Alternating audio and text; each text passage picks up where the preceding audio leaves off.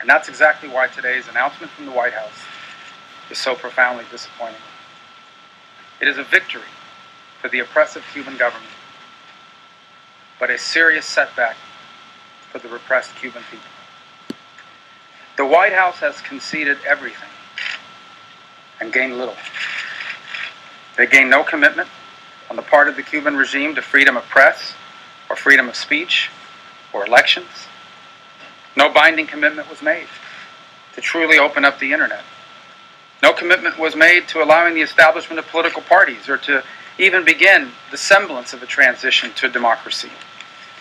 And in exchange for all of these concessions, the only thing the Cuban government agreed to do is free 53 political prisoners who could wind up in jail tomorrow morning if they once again take up the cause of freedom, and to allow the United Nations and the Red Cross to monitor conditions on the island. The same United Nations that did nothing when Cuba last year was caught helping North Korea evade United Nations sanctions. This entire policy shift announced today is based on an illusion, on a lie. The lie and the illusion that more commerce and access to money and goods will translate to political freedom for the Cuban people. All this is going to do is give the Castro regime, which controls every aspect of Cuban life, the opportunity to manipulate these changes to perpetuate itself in power. These changes will only lead to greater wealth and influence for this oppressive regime, especially the military, which controls most, if not all, of the Cuban economy and controls all of its oppressed people. These changes will lead to legitimacy for a government that shamelessly, continuously abuses human rights, but it will not lead to assistance for those whose rights are being abused. It is just another concession to a tyranny by the Obama administration, rather than a defense of every universal and inalienable right that our country was founded on and stands for. In short, what these changes are going to do is they will tighten this regime's grip on power for decades to come.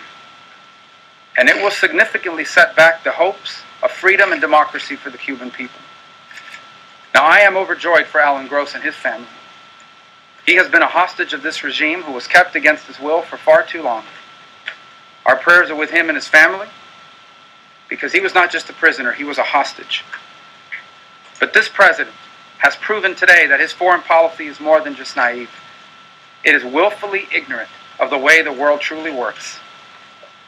This administration just last week finally agreed, after months of congressional pressure, to impose sanctions on the Venezuelan government officials who are violating human rights.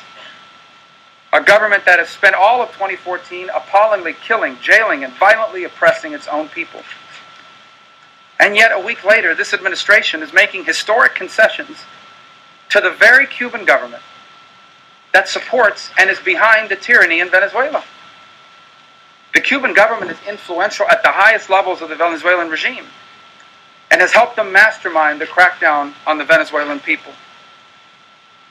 This policy contradiction is absurd, and it is disgraceful for a president who claims to treasure human rights and human freedom. This president is the single worst negotiator we have had in the White House in my lifetime, who has basically given the Cuban government everything it asked for and received no assurances of any advances in democracy and freedom in return. Let me close by reminding everyone that God bestowed on the Cuban people the same rights that he did on every other man, woman, and child that has ever lived. The inalienable rights spoken about in our founding documents. The Cuban people, like all those oppressed around the world, they look to America to stand up for these rights, to live up to our commitment to the God-given right of every person to life, liberty, and pursuit of happiness. These rights exist not just for people born in the continental United States, but for people everywhere. It is unacceptable that the only people in this hemisphere that do not know democracy and have not known democracy for more than 5 decades is the people of Cuba. That should be our overriding objective, to do all we can to bring about political, democratic openings in Cuba. And then a free Cuban people can decide whatever economic model they want. But the measures taken today will do nothing to bring about that day. And in fact, I fear will significantly set it back. Today, by conceding to the oppressors, this president and this administration have let the people of Cuba down. Senator, lawmakers often decide to the press not to ask questions or hypotheticals. You laid out some things here about what you think will happen, will continue to happen based on this policy here. We've seen other foreign policy things where there have been critics, Good Friday Accords, Camp David, and so on, and those things worked out pretty well. Why are you so confident in this case that things will continue to be? Because I know the Cuban regime and its true nature better than this president does or anybody in his administration does. This is a regime that manipulates every single concession this country has ever made to their advantage. When we opened up travel by Cubans to the United States, they deliberately chose to allow people to come to this country, but forced them to leave their families behind. That way they would guarantee that these people would send back remittances to Cuba. When groups travel to Cuba, they deliberately stage the events they want people to see and deny them access to others. This is a regime that single-handedly manipulates who the opposition is. They even have a state-sponsored opposition, so they can put up the facade to the world that they actually have opponents in their own country that are allowed to speak freely. Time and again, the Cuban government has manipulated every single concession this administration has made to their advantage. The number one goal of the Cuban government and of this regime is to remain in power. And anything we do will be turned by them into a mechanism for remaining in power. The Cuban government will never allow any changes on the island that will threaten their ability to maintain a grip on power. We've seen that time and time again, and you're going to see that again in the months and years to come. Senator Rubio, you call the president the worst negotiator. He said a short time ago he wants to work with Congress to do the things necessary to normalize relations, to establish an embassy. What specifically can Congress do, and do you expect Congress to do in response to the president's report? Well, my sense is I anticipate I'll be the chairman of the Western Hemisphere Subcommittee of Foreign Relations. And I anticipate we're going to have a very interesting couple of years discussing how you're going to get an ambassador nominated and how you're going to get an embassy funded. Senator Rubio, about the exchange with the three remaining Cuban five, this had been rumored for months, maybe even more, that this was in the works, that this was a possibility in order to get Alan Gross back. What's your reaction to that? Well, yes. I'm glad that Alan Gross is back. He never should have been there to begin with. And let me just take this moment to point out something the president said which is factually incorrect. The president said that the people of Cuba do not have access to advanced 21st century modern technology for communications and telecommunications because of the U.S. embargo. That is false. The reason why they don't have access to 21st century telecommunications, like smartphones, like access to the internet, is because it's illegal in Cuba. The reason why Alan Gross was taken hostage was because he was trying to help a small Jewish community in Cuba have access to that equipment. So for the president to say that the reason why they don't have access to telecommunication equipment is because of the U.S. embargo is categorically false. The second point I would make to the president is the Cuban government is going to control the internet the same way the Chinese government controls the internet, and the Iranian government controls the internet, and the North Korean government controls the internet. This notion that Cuba is going to allow the Cuban people to access any website they want is ridiculous. They are not going to allow that to happen. My last point on it is I'm glad that Mr. Gross is back with his family. I'm always concerned anytime we trade legitimate spies in exchange for an innocent American, because it sets a precedent. It actually now creates an incentive for other governments to take innocent Americans hostage in the hopes of getting something in return out of it. But I am happy he's with his family today, and I focused my remarks here today and my criticisms on the unilateral changes the president has made to policy towards Cuba, which I think will have a dramatic impact on the cause of freedom and democracy on the island. Brevemente quiero decir que estoy muy contento de que Alan Gross ha regresado con su familia. No critico en términos de que está aquí con nosotros, porque estoy muy agradecido que él esté aquí. Él nunca ha supuesto haber estado encarcelado en Cuba, realmente no hizo nada incorrecto. A mí no me gusta cuando se hace este tipo de intercambio, porque crea un precedente que otros gobiernos pueden abusar, coger a un americano preso para tratar de cambiarlo por 3 espías. Él no era un espía. Pero vuelvo y repito, yo he concentrado mis críticas sobre los cambios de política de Estados Unidos hacia Cuba porque creo que eso realmente es lo que va a tener un impacto duradero sobre este tema, del tema de la libertad de Cuba. Yes, ma'am. Can you say in Spanish, ¿qué acciones ustedes tomaría el próximo año cuando usted sería presidente del comité? Bueno, anticipo que vamos a tener una conversación muy interesante con la administración sobre cómo van a confirmar un embajador a la embajada en La Habana y cómo van a conseguir los fondos para una embajada en La Habana. Yo creo que va a ser muy interesante durante los próximos meses y años ese tema. Senator, our understanding is that the president did this in part because of the personal appeal from the Pope. I know you're Catholic. I'm just curious what you would tell the Pope. Well, and does this news today have any influence on how quickly you might decide to run for president? well, a couple points. I think that my understanding is that the influence that His Holiness had was on the release of Mr. Gross, which I've not criticized. As I said, I'm happy that he's with the Cuban people. I would also ask His Holiness to take up the cause of freedom and democracy, which is critical for a free people, for people to truly be free. I think the people of Cuba deserve the same chances to have democracy as the people of Argentina have had, where he comes from, as the people of Italy have, where he now lives. Obviously, in the Vatican's its own state, but very nearby.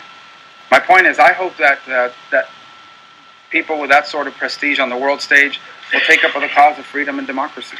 The Cuban people are the only people in this hemisphere that have not been able to elect a leader in more than 55 or 60 years. It's outrageous.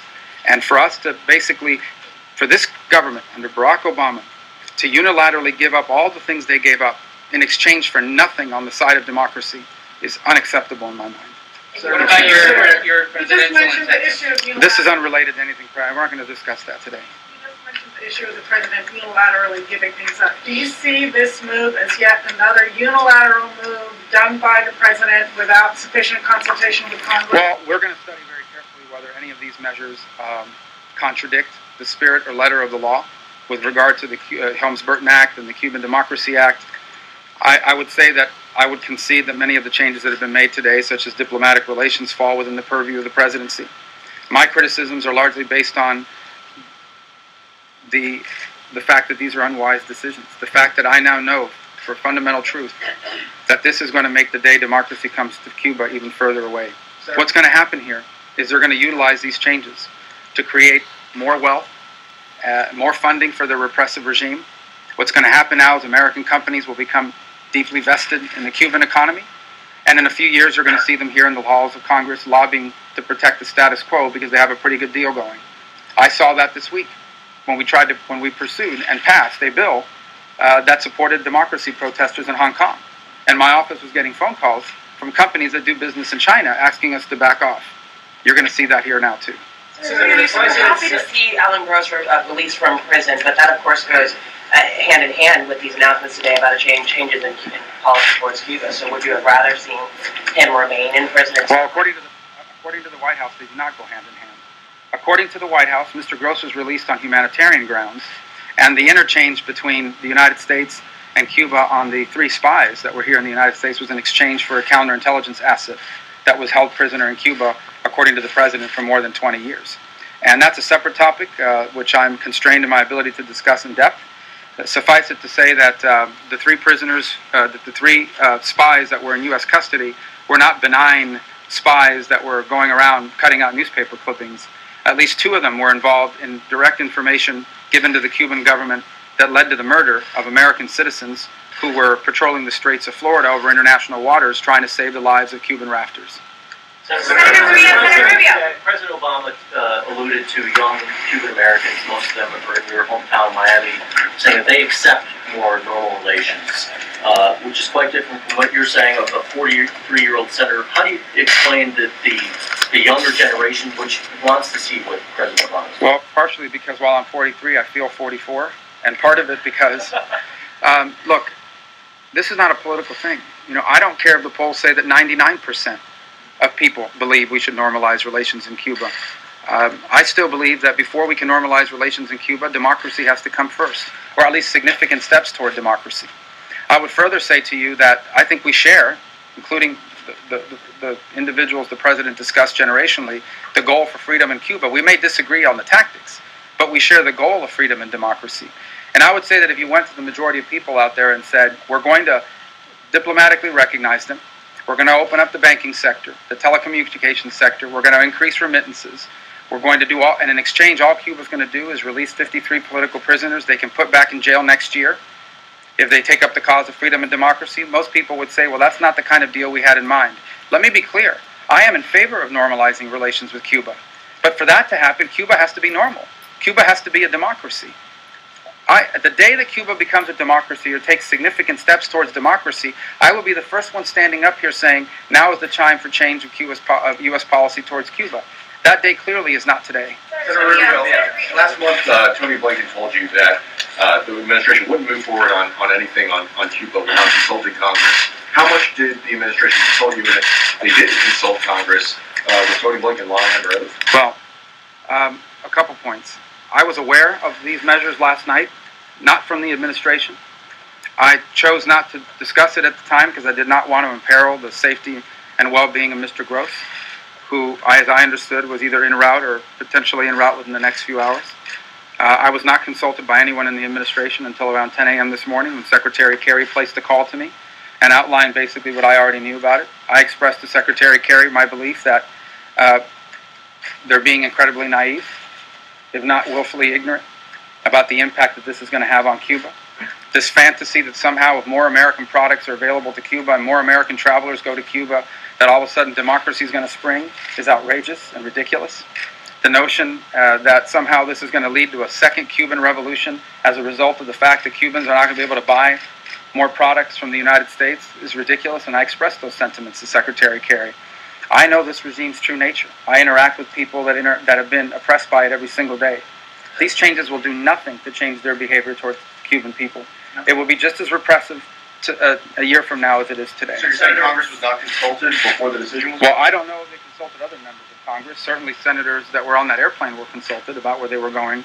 I was not consulted before this decision was made, and I spoke to no one in the administration about it until 10 a.m. this morning. What realistically can you do here in Congress if you are going to continue to be opposed? You talked about the ambassador nominations, what else? And again, on 2016, what does this mean for your thoughts? Well, I'm not discussing 2016 today out of respect for the gravity and the importance of this issue. I would just say on the issues that we can do here in Congress, we're going to do everything we can. And we're going to carefully look at what those leverage points are for us to influence policy towards Cuba. And it's something that I'm personally committed to being a part of. And by the way, I'm also committed to liberty and freedom and democracy in Venezuela and in Hong Kong and in Iran and in everywhere in the world where it's challenged, including China, which is why I've been a consistent and outspoken critic of the Chinese government. And but Cuba's close to home for me, both because of my heritage, also because of the community I live in. I know literally hundreds of people that have lived under this repressive regime. I know firsthand how this repressive regime manipulates families for purposes of perpetuating themselves in power. I know what they're capable of doing to people who speak out against the regime and what it does. And none of that is going to change. None of the measures taken today will do absolutely nothing to change that course. Senador, ¿puede repetir en español lo que dijo de las habilidades de negociación del presidente?